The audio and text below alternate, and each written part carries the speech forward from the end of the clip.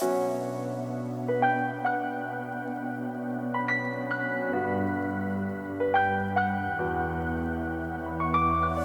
up everyone, this is Donnie aka Elevated with another video here on behalf of Dota Alchemy, and I hope you enjoyed this one. It's kind of a fun replay review-esque piece of content that I thought I would make because of the new matchmaking system, essentially being able to create Smurf conditions without somebody having to Smurf. So my mid was I believe around rank, we can look, I suppose. This was played a couple days ago, so the ranks have changed, but he's ranked 172 currently, which is probably about 7.5 to 7.6k MMR.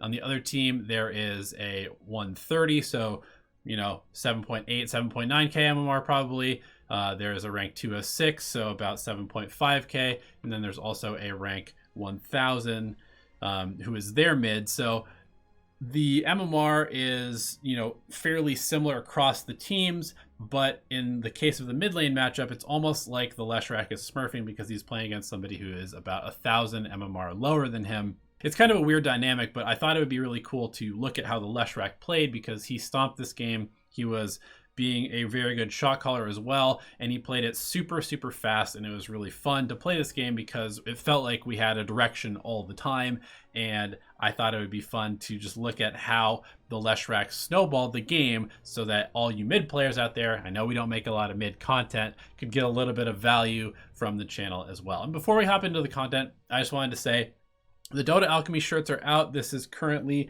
the Dota Alchemy Phantom tee that I'm wearing. It's one of the most comfortably soft shirts I've ever worn. I'm not gonna lie, selling out a little bit for my own stuff, but if you guys want to check out the shirts, we've got 3 cool designs. They're all in the description below. If you want to support your boys here at Dota Alchemy and get some Dota Alchemy merch, I promise you they're comfortable. You will enjoy the shirts, and yeah, let's get on with the video. And the first thing is ward placement. He goes and places a ward that gives him vision of potential ganks coming up through the river. So you might see a bounty hunter coming around and preparing to gank you mid.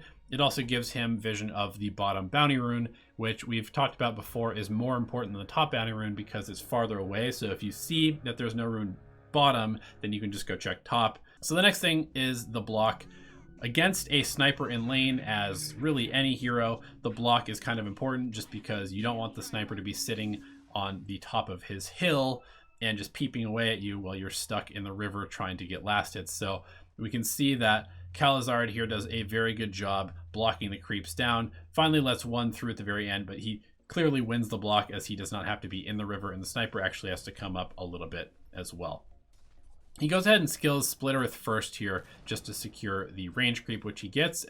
Now, because he has this ward on the bottom rune, he wants to be playing aggressive right now. So he's split the creeps, he's pushed the wave in, and now he's going to play aggressive on the sniper, knowing that the sniper is going to be stuck under his tower, last hitting these creeps, while Calazard is able to go secure the rune. He doesn't see one bottom, so he's going to head to the top and finds a double damage, which is obviously a big momentum shift in the lane. He's able to get that, and then Sniper was trying to contest, is out in the middle of nowhere. He's going to take a bad trade as a result, and Calazard is going to end up having the ability to get a bunch of last hits.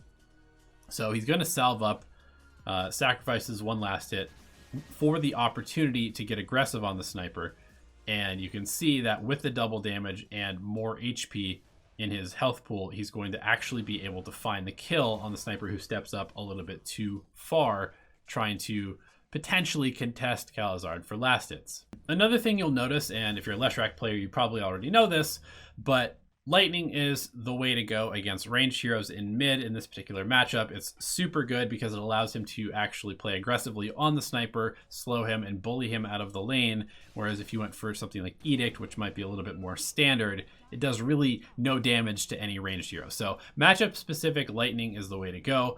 And you can see that he's able to actually just bully the sniper off the creep wave and play extremely aggressive against him as a result.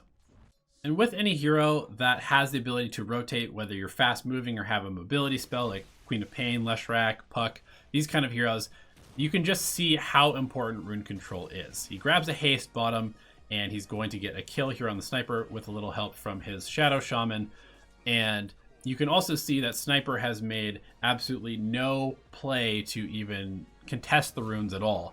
And of course is somewhat dictated by the hero matchup, but at the same time, it's also a big difference between really, really good mid players and just okay ones. The ones who are going to win the matchups are the ones who are going to dominate the rune control. And again, rune control can even include the bounty runes. 5 minutes is a wonderful opportunity to refill your bottle if you're a mid laner with a bottle, as well as get a kill on a solo support who might be coming over to secure the bounty runes. So we see that Calzard has now made really 3 rotations around the 3 runes and gotten 2 kills or 3 kills as a result of that, pretty much. 5 minutes is also when the catapult spawns, so it's important to be back in the lane during that moment where the catapult gets to the tower, which should be around 5 minutes and 45 seconds. You simply cannot allow the other team to push your mid tower at 5 minutes with a catapult. And with the catapult, it is possible to do that. So it's super important to clear out the catapult and then think about making another move. And we see yet another rune and yet another rotation from Calzard on the Leshrac.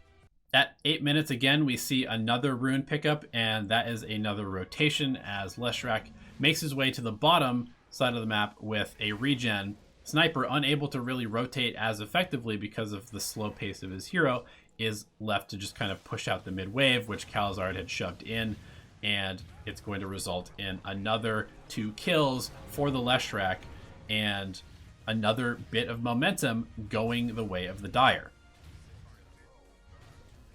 And you can see that he just immediately TP's back. He doesn't want to miss out on this farm, and he doesn't want the tower to take any damage, because this is the center point for an active mid like Leshrac. You want to be able to sit in this mid, shove out the wave, grab a rune, go kill somebody in another lane, come back to the mid, push the tower or get some more farm safely, and then continue doing that over and over for the first 10 to 15 minutes of the game. Because that means you get to control the mid, but you're also positively influencing the top and the bottom sides of the map.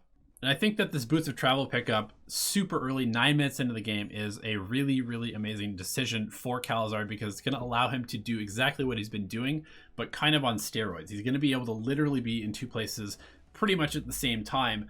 And you can see that he's already setting up bottom to secure more runes, more bounty runes. This is another great rotation opportunity. He's going to be able to refill the bottle. He's also going to be able to potentially grab a power rune bottom.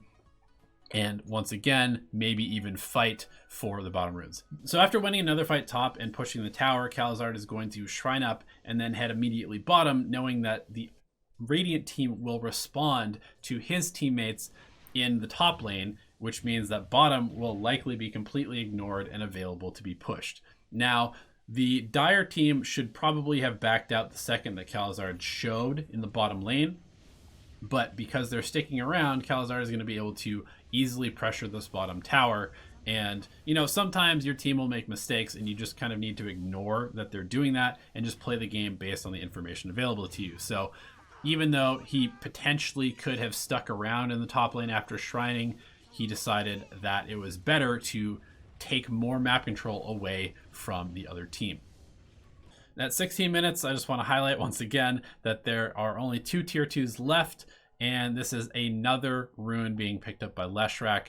This is basically every single rune has gone to the Leshrac, even though it's not really to win the regen war in the mid lane anymore. It's just the fact that power runes are overpowered. And if you have the ability to control them, it's super, super good for your chances in winning the game. Another thing that high level Immortal players do extremely well is they take advantage of the information available. So right now, if we pause, you can see that there is a bounty hunter bottom, there is a sniper and a crystal maiden in the jungle in the radiant triangle.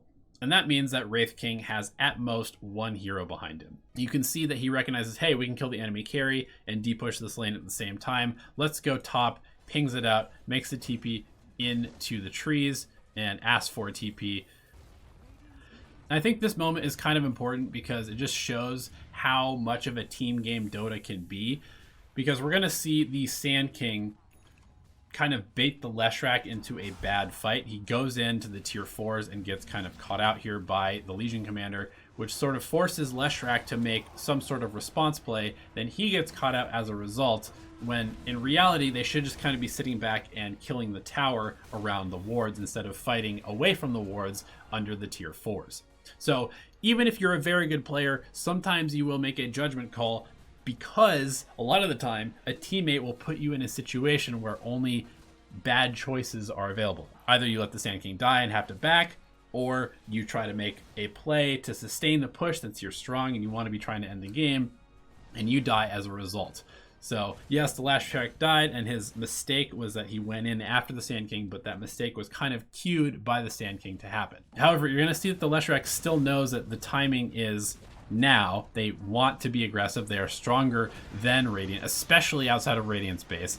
And so he's going to TP right back into the fight and catch the Radiant heroes who have stuck around too long on this chase, trying to get too much done. That is something that happens so often in Dota, where a team will overextend into the base, the other team will kill some of them, and then they'll chase all the way back out into the middle of the map, and now they're overextended. And you can punish that anytime you see that sort of bad positioning. So at this point, the game is basically over. There's going to be a couple lanes of racks taken here, and you can just sort of see that the Leshrac has really been to every single engagement. He's controlled basically all of the runes, and he's made pretty much all of the pressure on the map possible. So I hope you enjoyed this video. I hope it was informative. I hope it helps you kind of understand how quickly you can play the game. Sometimes Jenkins and I talk about playing the game fast, and what we watched here in this replay is really just textbook fast play. And you can just see how much pressure the Radiant team has been under this entire game.